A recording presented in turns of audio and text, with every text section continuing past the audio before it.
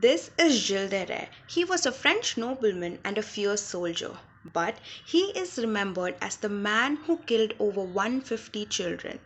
Gilles de Rais is probably the world's first serial killer. This is Crime Machine with Amala.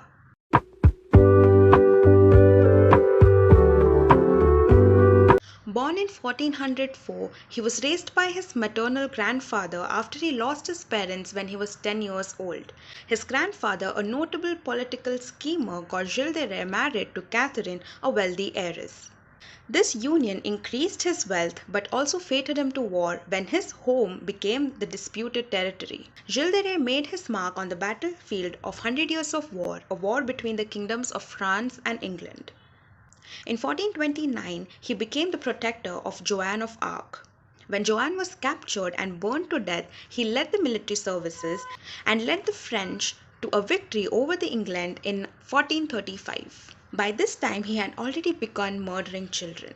De Rais started spending his fortune recklessly, which resulted in loss of wealth over the years. In order to save his finances, he started occult practices.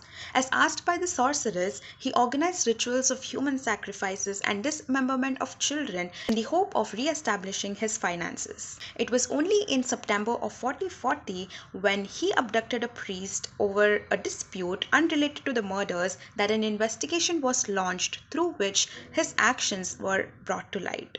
Later on, he was given a trial and was charged for the offenses of heresy, sodomy, and murder. His servants confessed that they abducted the children and brought to Gilles de Rais. De Rais would molest the boys before cutting off their heads and displaying their heads as souvenirs. He even decapitated their bodies and used the limbs as part of his ritual. On October 21st, he confessed to the crimes, and on October 26th, he was hung and burned to death simultaneously as his punishment.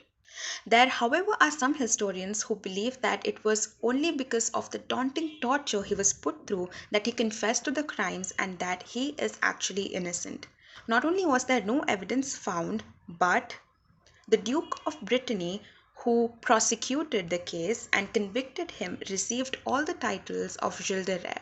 So it is believed by some that this was all a political scheme. Whatever the truth, there were over 150 innocent children murdered brutally.